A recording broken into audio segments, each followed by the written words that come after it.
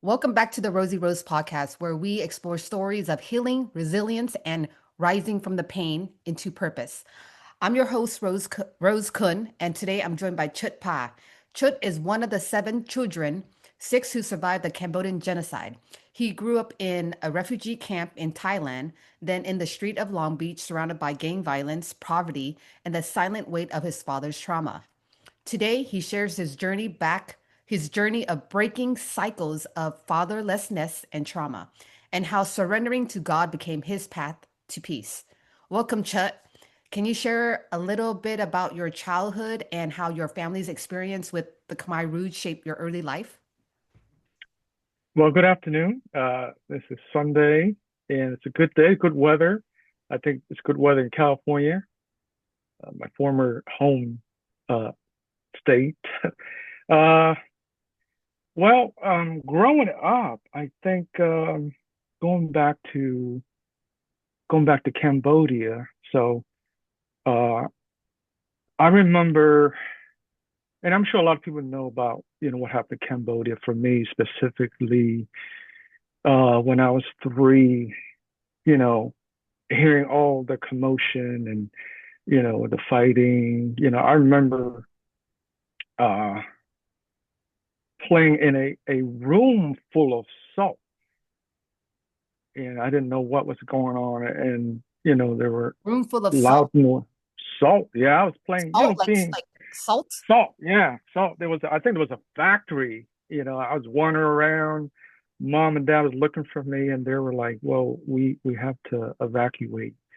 So from the room full of salt, we travel, to the countryside, and you know, of course, all of us seen movies. People made mass exodus to the countryside. So forward to uh, you know 3 4 years later, we were sponsored. Actually, we trekked through uh, Thailand and then to Khawidang and made our first, contact with the refugee camp in Camp Khawidang. We had, rice given to us, a ration, and I felt like, wow, this is a new beginning from war, starvation, and I almost died along the way, like three, How four old were times. you? I was three, so between three and six into seven, you know, I, I've seen death. I smelled death. I've seen dead people along the road. Things I don't like to talk about, because it triggers emotion. So when we got to Thailand, there was a sense of hope. So we met, non-government organization, NGOs, missionaries, churches, a lot of churches. That's when we were introduced to the gospel, and that led my parent to a sense of finding hope within the church. So who I am, bringing you guys back. Uh, I have a 20-year-old daughter. She's going to college. I have four dogs, so mind you, they tend to bark. So you might hear them because I got Golden Doodle, Bernedoodle, and two Dachshund. Very lively dogs, very lively family. This is my second marriage. We're hitting 6 years, 12 years in the Air Force, veteran, deployed to Iraq, combat veteran to Iraq. So in terms of seeing war in Cambodia, inadvertently, I joined the Air Force. I joined the Air National Guard thinking I wouldn't get deployed in 2008, and I was wrong. So we have the Air Force has a very high tempo in my career field as a cop, as an Air Force cop. So we get deployed during the Iraq War. So I've seen a lot of things, and you know when I came back from Iraq, um, my first marriage just went kaput, you know, and so talking about trauma, that was like the trigger in relationship that I'd never seen. So I have had about almost a decade doing church ministry. And so even my first marriage, we never thought the the D word would exist in our relationship. Long story short, and I hate to say the proverbial long story short, you know, and it went downhill. And for the first time, I felt like a sense of abandonment Mhm. that, life wasn't, the Christian life wasn't what it's supposed to be. What it's supposed to be was supposed, happy. And, we were leading and talking about fatherhood. I felt like, yeah, I was being a good example to all these young Khmer kids, um, growing up in Long Beach, going back to childhood. It was very versatile, a lot of gang violence, and during the '80s, a lot of Khmer kids they had to find identity, and so a lot of these fathers that were war torn, uh, coming to the country, they didn't know how to find help. They didn't know who to seek help because it was still fresh, right, Rose? Coming to America and learning that, hey, I survived this atrocity. What do I do? So they were lost in the mix. So So did your my life is like, go ahead.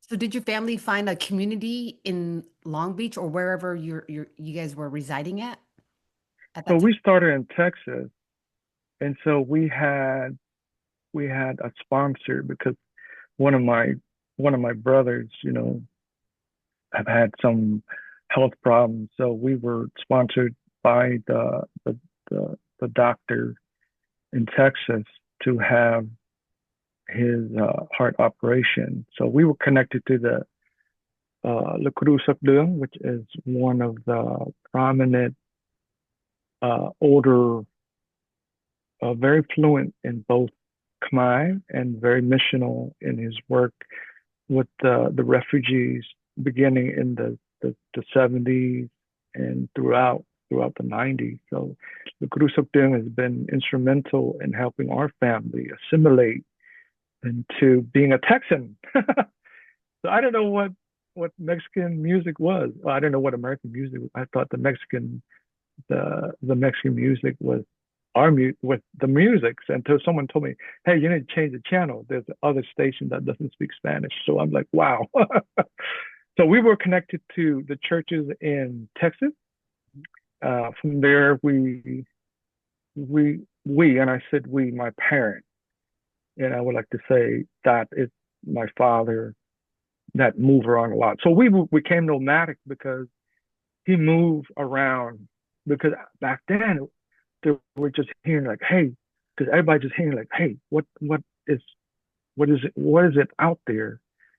And so whether it's through friends, through the network of Khmer refugees communities, he would move to to, to Denver after Texas, and then later for like maybe 6 to 8 months, he would move us to across the country to California, to Long Beach.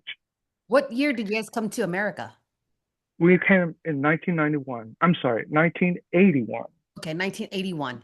Yeah. 81. From 81 to 84, we lived in Texas, Denver, Colorado, and it was very tumultuous.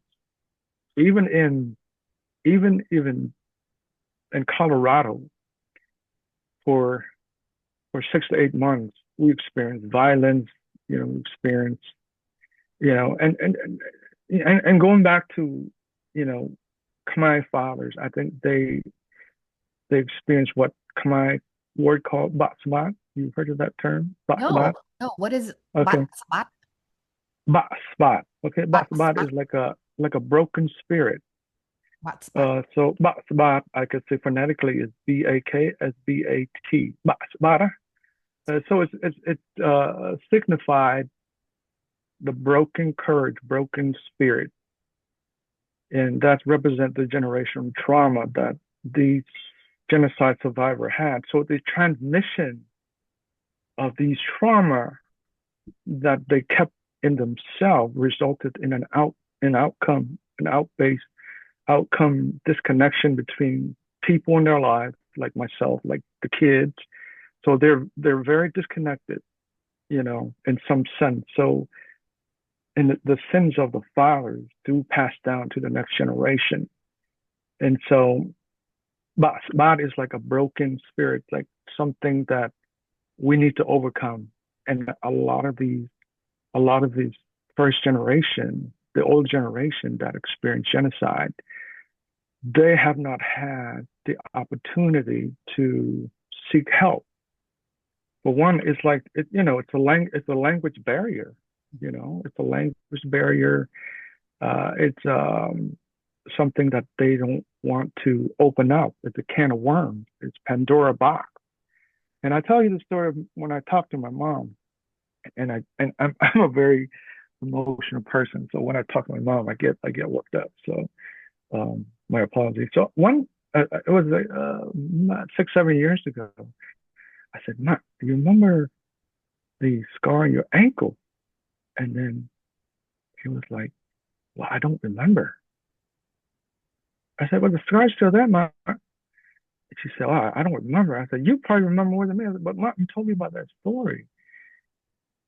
So a lot of these stories are forgotten, hidden, and so they're growing older, right? They forget. So encompassing PTSD, uh, brain traumatic injury could be, wanting to forget and to ask somebody for them to recollect the thought of what happened, even though there's a physical scar that you were told as as a young child what happened to them, what happened to her. She forgets.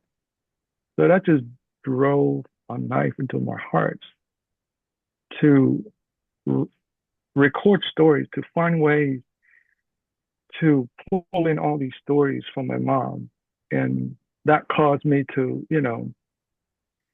start a project called the SORIYA Project. It's one of my projects beside the Khmer Fathers Collective, is to honor our parents by collecting their stories.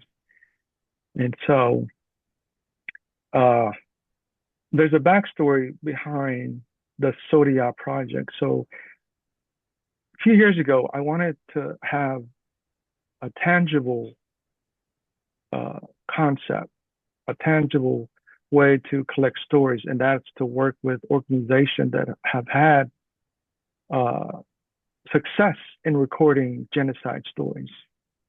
I mean, there's Yale University, USC Show Foundation, and then I think there's a couple websites that are put together in Cambodia to record stories, to archive stories. But I come in contact with the USC Show Foundation, which is headed by Steven Spielberg and his organization to archive the Holocaust. Not only that, but the many genocides, the Rwandan, the many stories that has been forgotten, and they have about 5 Cambodian genocide testimonies. So what compelled me was, well, why can't there be more? Because USC is the hub of the Cambodian community, right? USC, California is one of the biggest Cambodian communities. Why does USC only have 5 stories? So I got connected to their curator who did the stories, who record and archive the story. Long story, there, there's money involved in collecting all these stories. So as we speak, I'm working to record stories, one Khmer genocide survivor at a time. And that led me also to remember my own father, right? My own father who experienced the genocide, who have as little to none talked about his experience in Cambodia because it's very deep. and something that would he would never talk to us about, So how you was know, your because relationship with him growing up? it How was was very distant. It was very distant. Um, I didn't get to know him because he would he would just talk about the mundane thing. Like he was like a mile away, even though he's close by. He was next to me. He was next to all of it. There was 6 kids. You know, living in California was very was very hard, to say the least. You know, um, and so I've I've I've known him to be very authoritative, uh, always angry. You know, I hate to say that now, but you know, and I wonder to this day, I wonder like, what if he was a good father? And I know he is, you know, and I think without him, we all wouldn't be here. We all wouldn't be where we're at, you know. So so this did is me going back. yeah, so he didn't really talk about Cambodia growing up with you. No, How about your mom? no. I think at some point my mom did, but then she thought it was very triggering, and and I hate to see that because we were sitting in one of our uh, get together for my brother's wedding. This is 2016, and my brother was getting married to a El Salvadoran, and knowing El Salvadoran and their stories, they also have had you know, violence, you know, uh, massacre, atrocity, wars, right? So it was sort of like comparable to listening to my my brother's in-law story, and then my mom.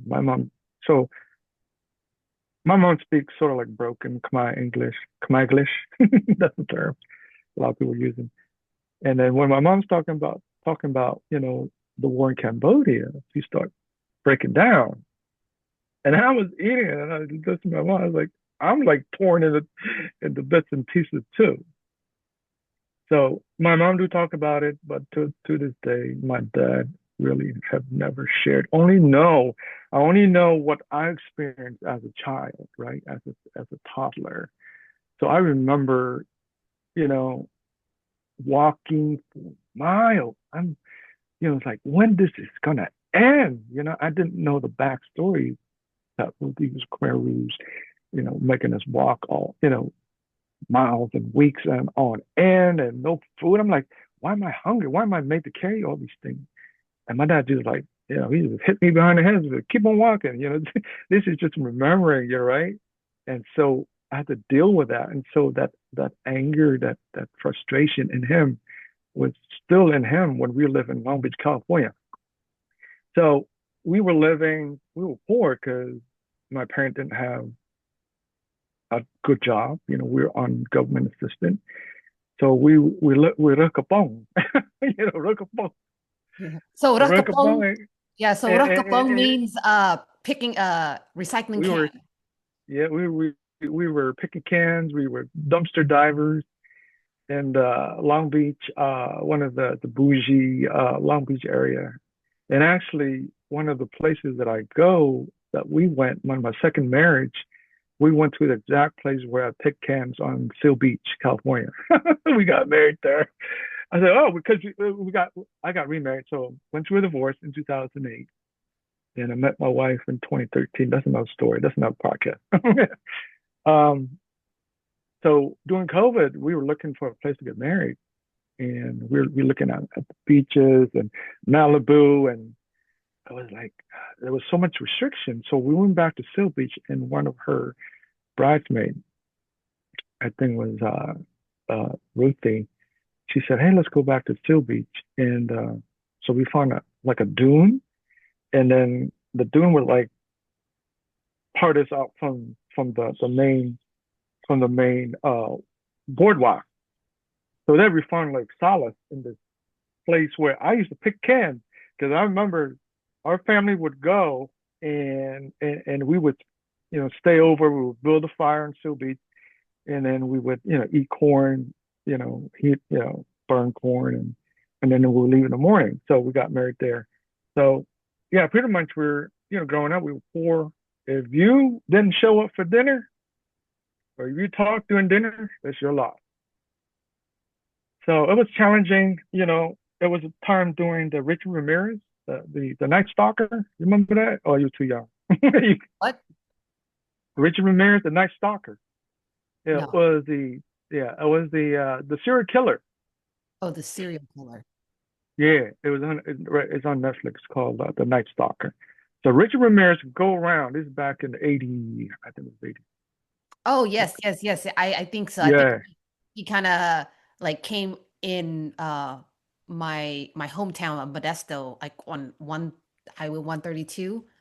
right, right. I think it's that same guy, the Night Stalker guy. Yeah. Yeah. Well, I gotta tell you about Modesto. Oh my goodness. Yeah, that's I'm a, where oh, I was born and raised in Modesto. oh really? Yeah. So 85, 86, one of the summer, my dad made a trip to Modesto to meet his one of his friends, and he would have a boat, a, a truckload of corn from Modesto. And I remember this Khmer guy. It was married to a Mexican. That's all I remember doing a kid. So me and my dad, we traveled. I think as a middle child, I think that I was one of his, I don't know what to say, uh, good kids that he took me along with to dumpster diving, to collect cans, uh, and he would, recycle cardboards from the grocery store, or wherever, and then he would cheat. He would spray water on the cardboard so it would Be make it heavy. heavier, and then he would drive it to us. But as a kid, I'm like, my dad, man, he's shady, but I'm like, but that's how he survived, Yeah. right? He survived. And his other story was, and I'm going to drop a star Hollywood bomb here. So during the 80s, they were looking for extras to play this movie called The Golden Child, and he and his buddy, they all played uh, the Nepal Buddhist. So if you watch the movie The Golden Child, he was one of the Buddhist monks sitting in the middle. In the beginning, when the camera rolled in the movie The Golden Child, he was one of the monks that sat in the middle. So, and he would come home and tell me like, "Yeah, I met this funny black comedian. Yeah, and he would How love did to how play did your dad get the role? Like, how did he hear about it and audition for it? So, so during the 80s, they were looking for, Asian actors to play the Nepali. So if you watch the movie, And this was in Long the Beach? it took place in Long Beach, but I guess all the extras had to go to Hollywood to be typecast as the Buddhist monk. So, he took apart being a Buddhist monk. So if you watch the movie The Golden Child, all these Nepalis are actually Khmer, They're right? Khmer. Cambodian. Okay. Yeah, yeah, I yeah, did not know that. yeah, yeah. If you look at them, they're all Khmer, and some of these extras are also on the movie The Killing Field. Hmm. So, because they were needing, Asian actors or Nepalis. Of course, Khmer, you really look like Nepalis, right? We resemble Nepali.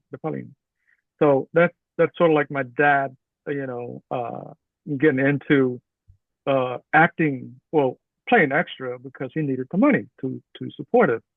Besides dumpster diving and collecting things, and getting government assistance. Um, I went to a school in Long Beach, but I took a summer class. This is another star-struck moment, not by chance, not by choice. So I took a summer class that I didn't do too well at Millikan High in Long Beach.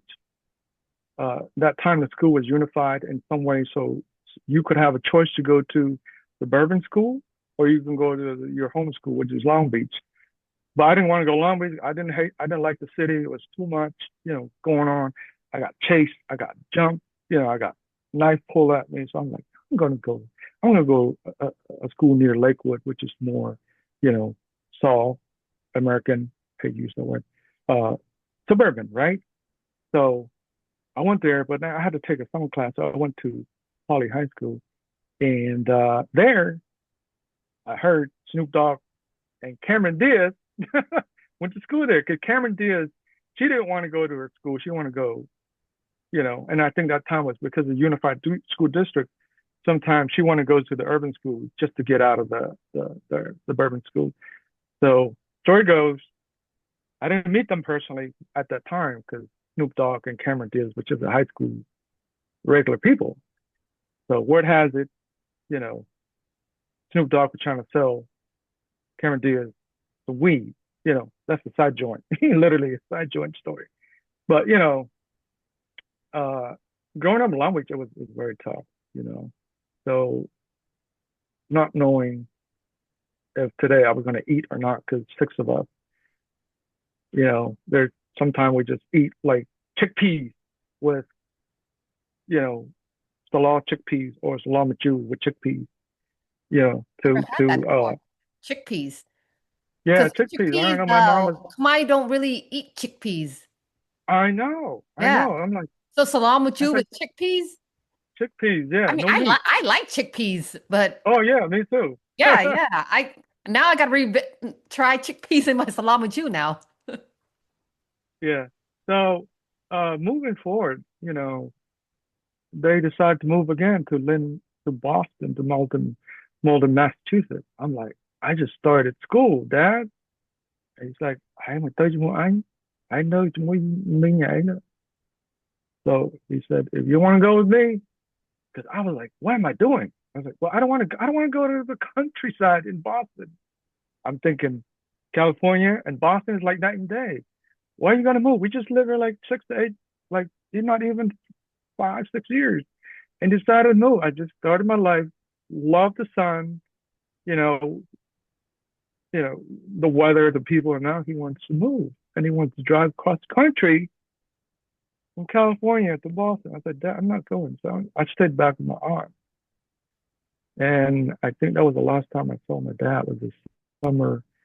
It was almost a song, like summer of '89. It was the summer of yeah, it was summer of '89. My dad decided to move, and everybody moved, and we live in this one bedroom apartment in Long Beach, and everything was left. It was just trash. So I had to call my aunt. I said, can I come live with you? Because I don't want to go with my parents. She was taken back, like, what? You don't want to go with? I said, yeah, they move again. I'm tired of moving. So I think that was another broken spirit because one of his kids didn't want to go.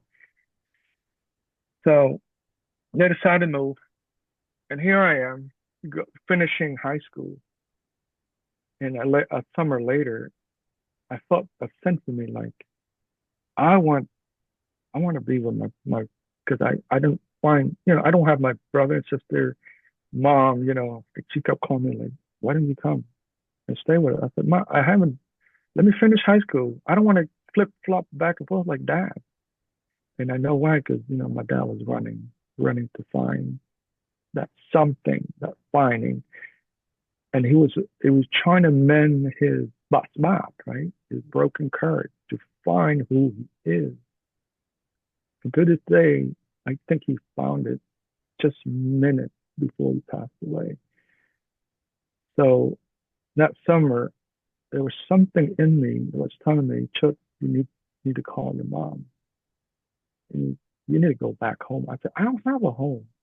But the Spirit of God was like working in me. And I remember just yelling out, like, God, if you're real, because I know he's real at one point. But as a child, as a kid, Christianity, religion, just like all, mumbo jumbo, because you were growing and this is something your parent experienced as Christian. And now I'm just questioning myself, like, if God is real and, make yourself known.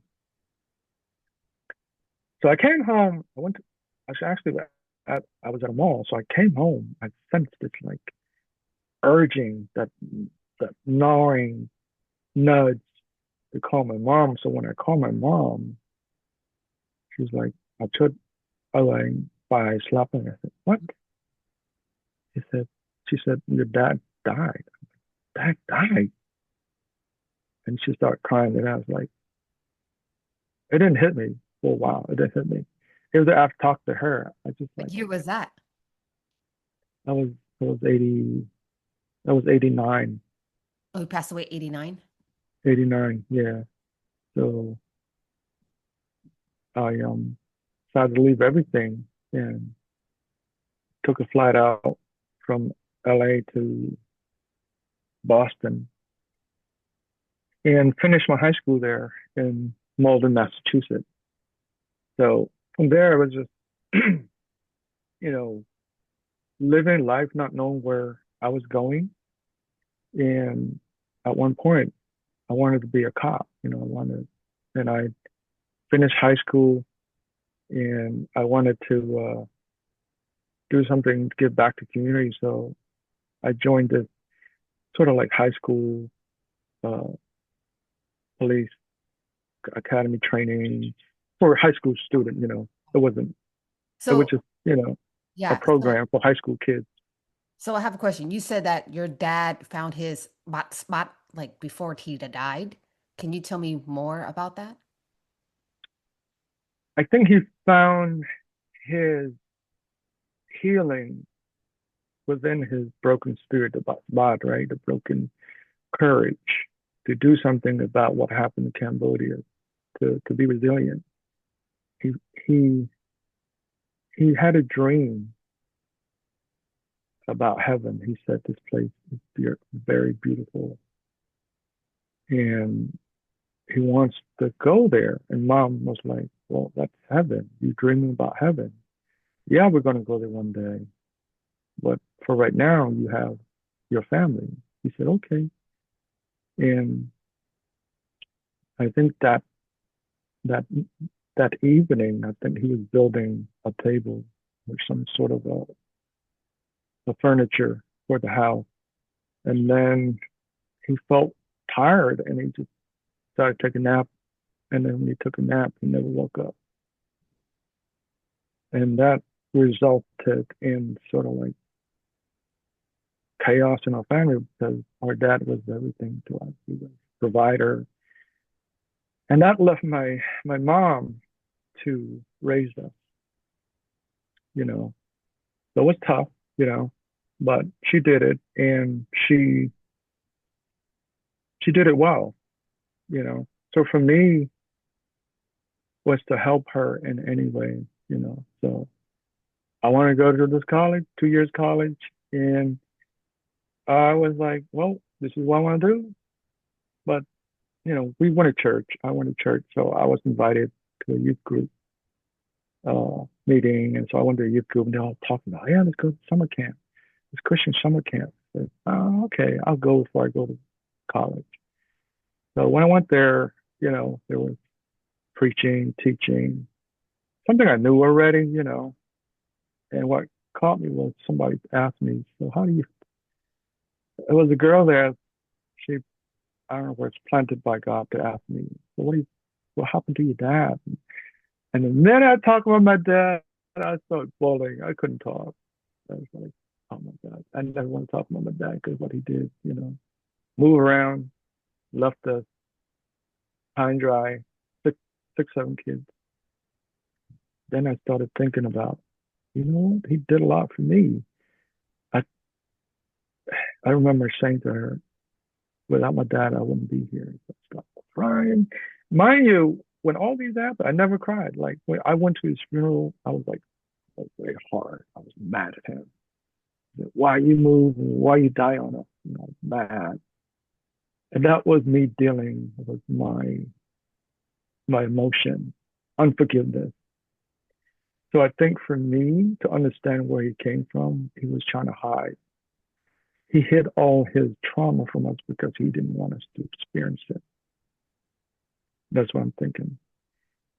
So when this girl asked me, all my emotions just poured, and I accept and I surrendered pretty much to to God and have Him take control of my life and give Him my life to Christ. And that was my sort of like healing and my um healing in the process of forgiveness to my dad, you know.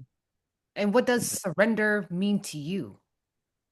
Surrender is just a let go of everything, you know, because I'm not in control. I thought I was in control, like me being hard headed and not move with the family, right? That's me let go of my stubbornness. Surrender is just let go and the proverbial let God, right? Let go and let God. Simple, but in reality, it's hard to practice because we want full control, right? So I have 30 minutes. No, I don't have 30 minutes. It's 37 minutes already. So um, boom. I didn't want to go to that college anymore. I was like tired. I don't know what it was.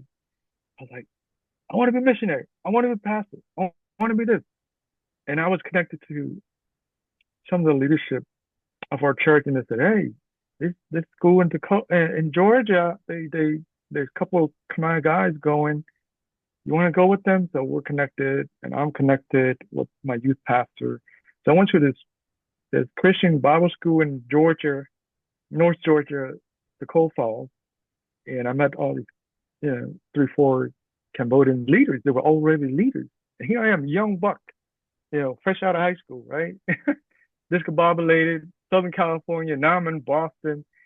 Got saved, you know, didn't know what I was doing, but so the I did youth ministry for a little bit. Coming home, I met some Cambodian community down south. I travel on a mission team, music team. So I played drama, I played pantomime. We acted out music, you know, and I was part of the singing group as well. So, and then after college, I went back to serve as youth ministry, youth. They've given me my youth director in the East Coast. So I've seen many churches, many kids, struggles. I've seen kids hooked on drugs, violence, gangs. Many times I had to talk, to them, choose God or choose gangs, and then you ended up losing your life. I met, kids from Lowell, Massachusetts, because we were about 20, 30 minutes from Lowell. So I was playing parents. So going back to fatherless, right? For me being fatherless and trying to help these kids who are fatherless, it was hard. I didn't know how to be a father. You know what, Rose? Some of these leaders in our church, I'm not saying they're wrong. I'm not saying they're bad. They didn't know what it was to be a father because they themselves were broken. Yes, they were leaders. Yes, they loved God, but they didn't know. So they didn't know how to mentor me. So I had to step out and seek other mentorship with, you know, uh, the American side of our church denomination. So, I built relationship with some of my mentors who are not Khmer, who sort of like pushed me to do the things that are not of what I think a father should do. So I met, and I'm going to throw up a name too right now. You heard of Rosalind Keel? Rosalind No. Keel, the movie Hustler? Oh, okay. Yeah. Yeah. Yeah, Rosalind. So, 2000 and no, it's 1990, in the mid 1990s, probably late 1990s. Rose came to my church because her, where the story goes, her parents abandoned her, left her to her grandparents.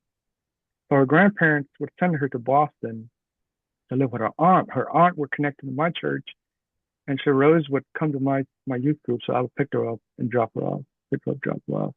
So Rose was one of the fatherless child that I had to help, you know, give her purpose in her life, but her life didn't, she didn't want to do the things that my youth group was doing. So at one point, I had to like go after her. I had to go and find her because her aunt couldn't find her. Her aunt wanted her home, and she called me. Her aunt called me saying that, "Hey, Chhut, what happened to Rose?" I said, "Oh, I don't know. I dropped her off." She said, "No, she never came home." So I had to talk to my youth. and find out what they know where she was. So I had to go in after her, like to different clubs, and she was only 16, 15, 16. I had to like snatch her out. I said, Rose, what are you doing? Like, I'm responsible for you. She's like, no, you're not. I was like, I am. I need you to go. So I had to like snatch her out of this club. And I'm like, you're 15 and you're wearing clothes like you're 20, 22, 21. She's like, I know, but don't tell me what to do. I said, I snapped her out. I said, you need to come with me and you're in big trouble. She's like, I'm not, because I'm a, I'm a family. No one loves me. I said, I know. I don't have a father. I know. So, so I was trying to be the father through the fatherless. But for myself, I didn't know what it was to be a father, you know? So Rose and other kids that I work with, they rely on me, whether they like it or not, that I was their father, big brother, counselor, teacher, preacher, and everything, you know? And so that brought me to think about what can I do now that I'm not in the ministry anymore, and I've learned a lot, been through a divorce. And what God is telling me is to still surrender because we always carry a baksbat, right? The baksbat is always going to be with you. Your trauma is always going to be with you. Now, when I listen to your story, how you chose to forgive Rose, the the man that murdered your father, that spoke volumes to me. How much forgiveness do I need to forgive my own father and the people around me that done wrong against me? That break the cycle of baksbat. Because if you go on through life and learning how to forgive other people, how to let go and let the higher power in your life direct you, you will be a better person. Every day it's not gonna be a sunshine, but it will give you a better avenue, a latitude to live life, to go through life, to surrender, because we're not perfect. To surrender is to give control, right? And it goes beyond to what we practice in our religion or faith. To give control is to like, hey, I'm listening to your story. Then we listen and then we learn from other people. So my own story with Rose is that, she wrote a book. She, inadvertently made a movie from her life and she paid her time. Literally, she didn't do jail time. She did 5 years in probation.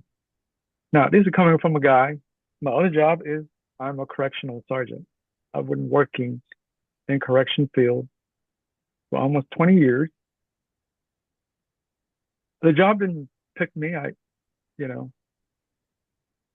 it's sort of like I didn't pick the job picked me. I fell in after the military, looking for a job like my dad. I was looking for a job and boom, I fell into correction, big house, whatever you want to call it.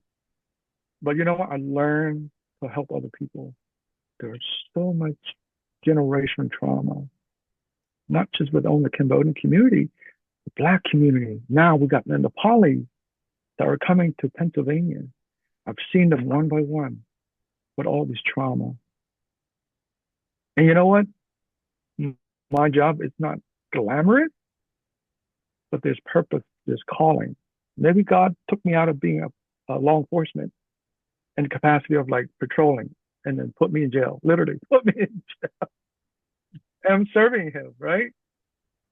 And I go to this day, I'm training my new recruit. I said, be who you are and always listen and learn. Because if you don't listen and learn, you miss the story. You're going to miss the snippet of what people have gone through. And everybody has a story, Rose, right? You have a story.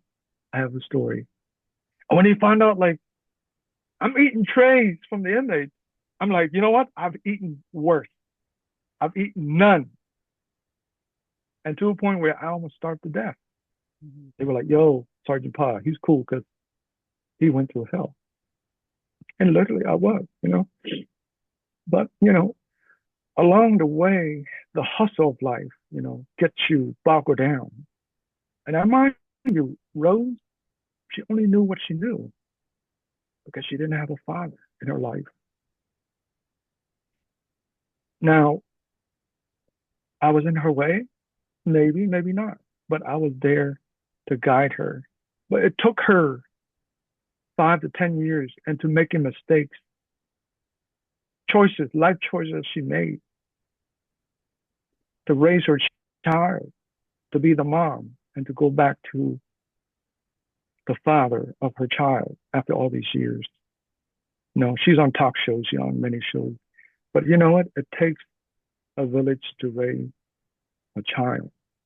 Fatherless, baksbat, the broken, the cycle that we need to break that cycle and to find restoration. And I find it common with all the first generation. They don't want to talk about it. My own cousin said, Chhut, why you want to talk about the Khmer Rouge all over? Move on, right? I said, you can't forget the story because these stories translate to livelihood for the next generation. Is that if we don't talk about those who survived, we're going to miss the mark. We're going to have our grandkids and their kids not remembering where we came from. So father to the fatherless is very, very important to me. So um, I have an Instagram called My Father's Collective. I love to hear my father's story, especially the one that, you know, are resilient or overcoming struggles. And like I said before, I put this disclaimer out already. I'm not the perfect father. Yes, there are myriad of fathers or next generation that are doing a superb job, whether they have overcome their emotions, whether they're living out the spot right now and taking care of business, they're learning and breaking the cycle, having that new identity, being assimilated to the American way of living. There are still those who are broken. Can we go back and say, tell me your story? So right now I'm working on recording stories with Let On. He's the former. He wrote a book from the killing field to the Secret Service. Yeah. So I'm in the process of recording his story. His story so captivated me, right? The man who left. We have similar story of leaving the country, but he did a lot. You know, he and I were in sort of like the same spectrum of law enforcement. He was in Secret Service. I'm in correction. You know, but at the same time, we have this opportunity to restore what was broken.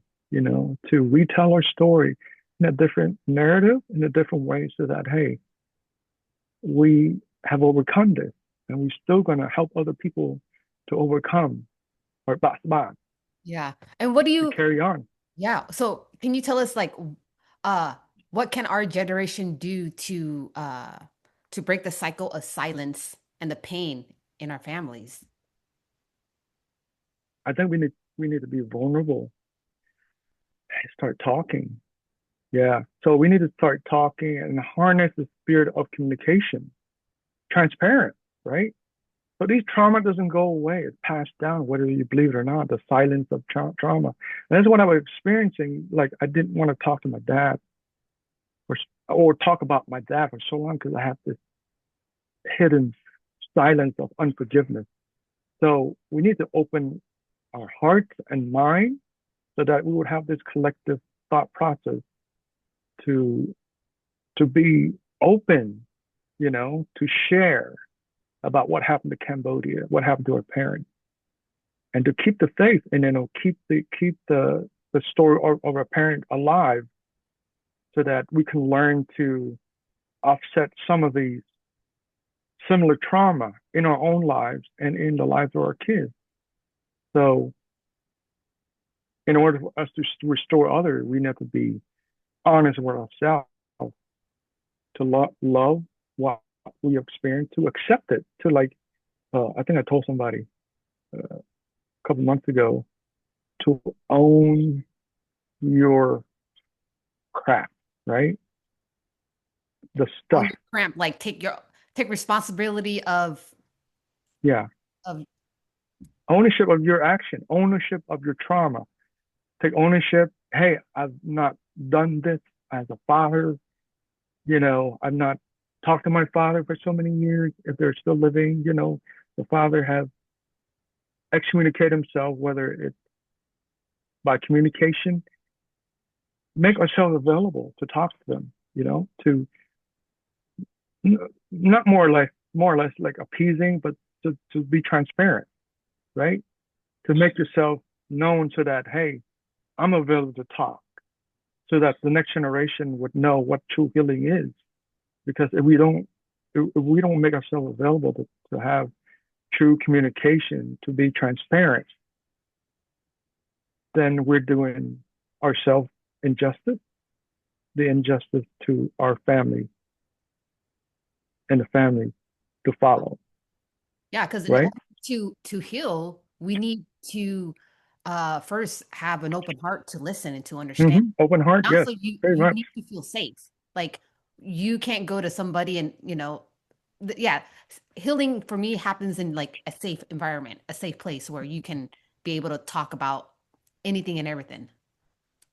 Yeah. So we need a, like I just said, dumpster diving. We need to dump it, right? We need to dump it all. Like you hate it or not, you need to let go, right? So there are stories, there are events in my life that I had to like think upon it and tell other people about it. I've had counseling, for many years. It still is, and I work with counselor, but I'm also a counselor, and sometimes I'm a counselor, but sometimes I need to be counseled, right? I need to put in my place that, hey, wake up and smell the coffee because you need this in your life. You need to let it go. You need to dump it, right?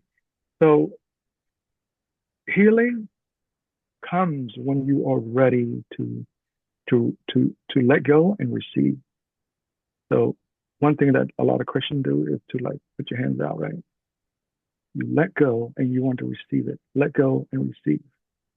So I know you do some sort of a healing, right? Whether it's nature. For me, it's God and nature. For me, it's God, dog, nature, wife. We all go hiking, Yeah. right? We go walk. And a lot of time we do spiritual walk. We do spiritual talk. We talk about the day, find an avenue, find an outlet so that you can let go of the stuff that easily entangles you and breaks you. Because if you don't, those voices will come at you in many shape and form and will haunt you, right? So you need to just daily, for me, it's surrender. So I come and tell you the story today. We're going through an HOA battle. I love my condo where it's such in the foothill of the Harrisburg, Pennsylvania uh, National Park, the Blue Ridge.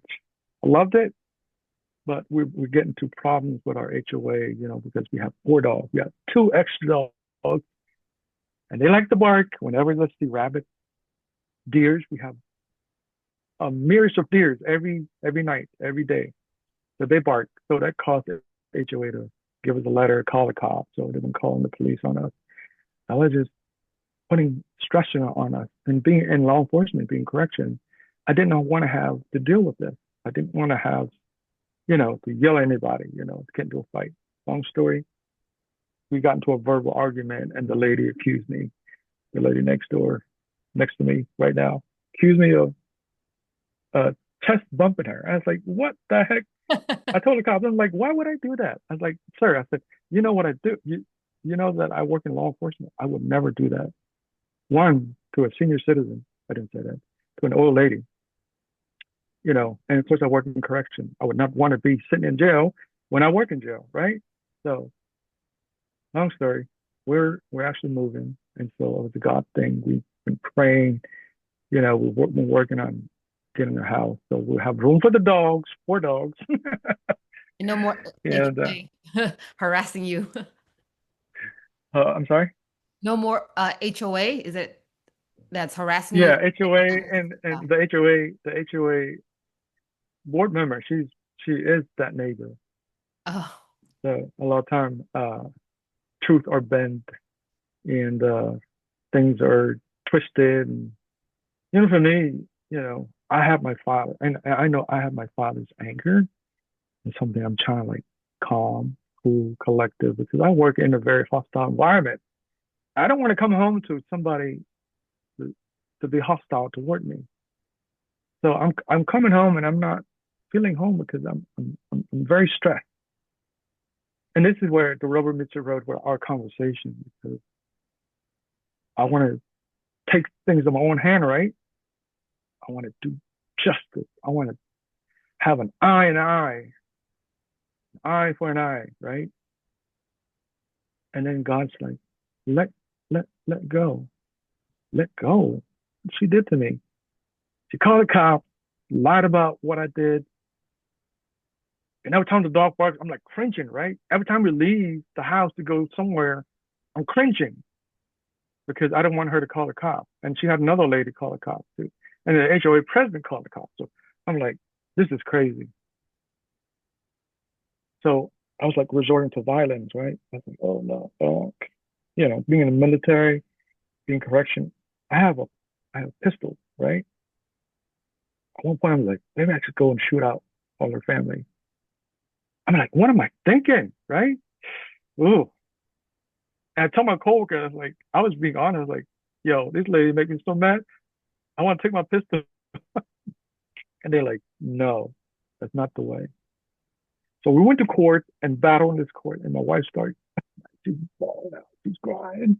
I just drive a knife in my heart. I'm like, as a father, as a husband, what am I doing wrong, God?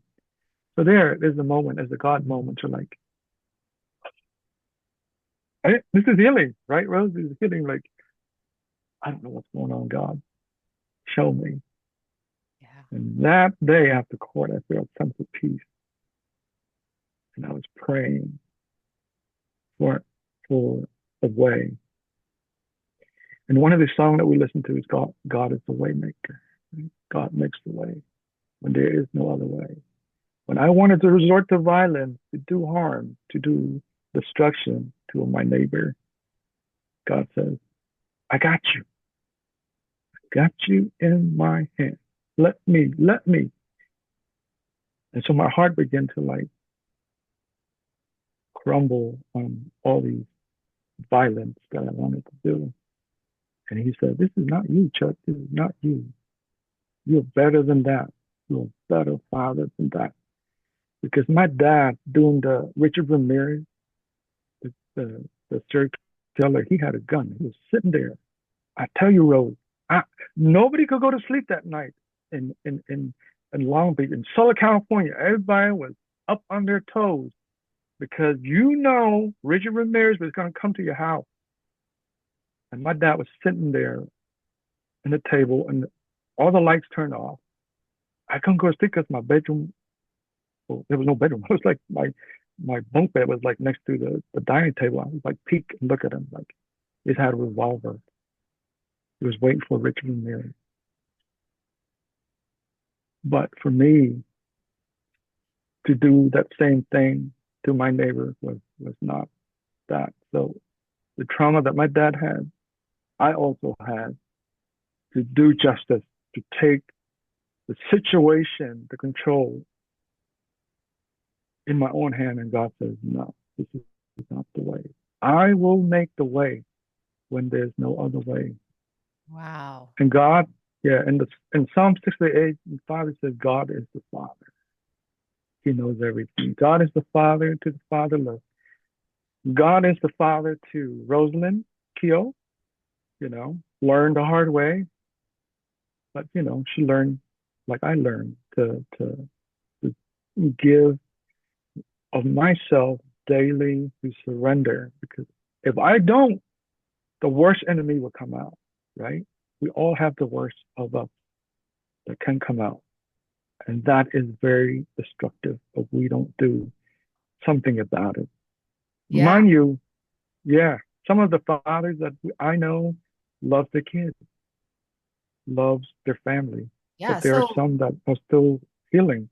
yeah. So you talked about moving from Mm. state to state to, losing your father to surrendering to more surrendering and learning to let go.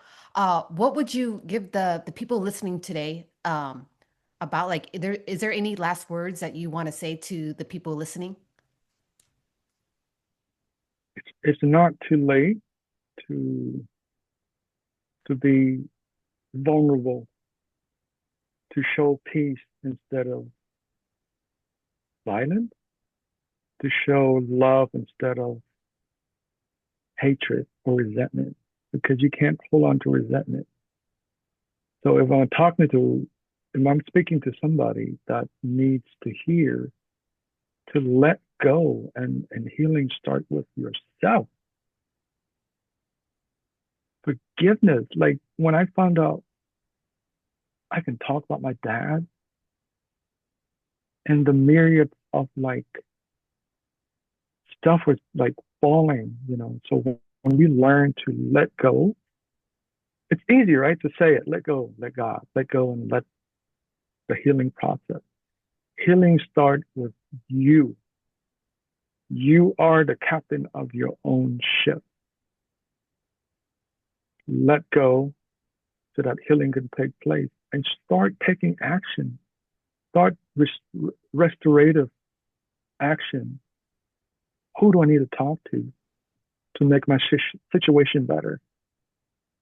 You know, sometimes we need to step out of our comfort zone, that we need outside help. And I quote one of my friends, Savannah,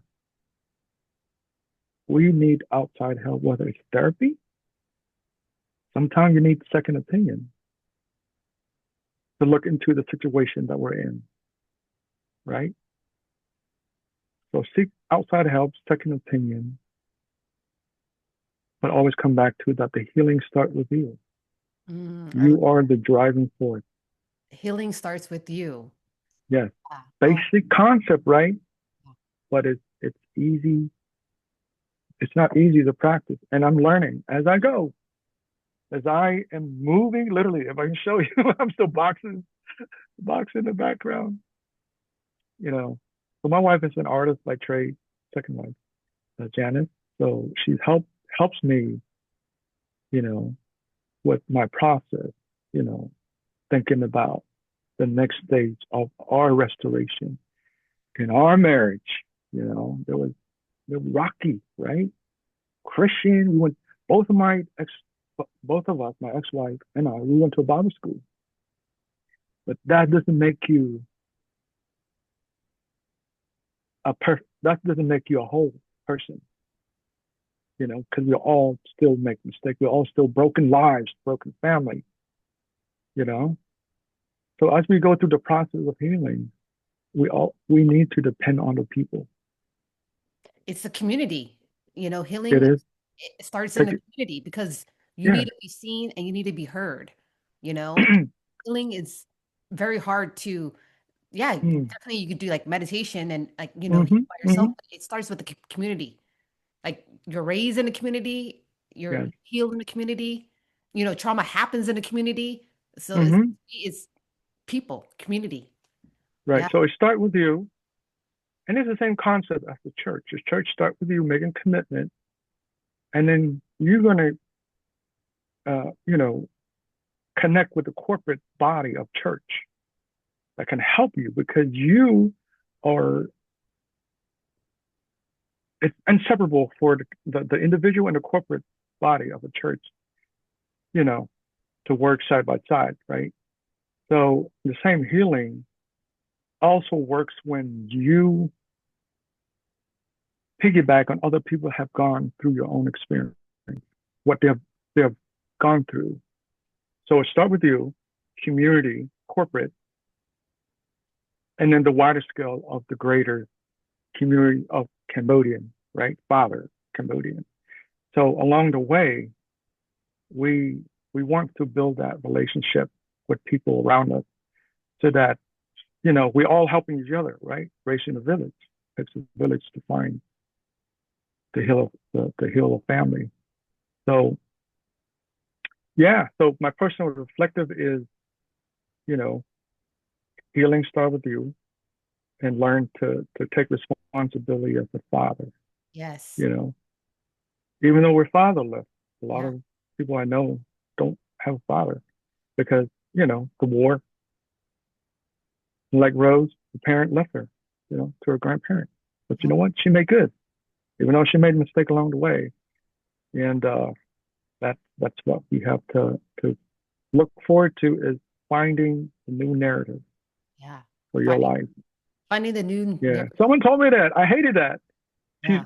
This is one of my wife's friends, college friends or ministry friends. She said, this is when I was going through a divorce and I was meeting my wife right now.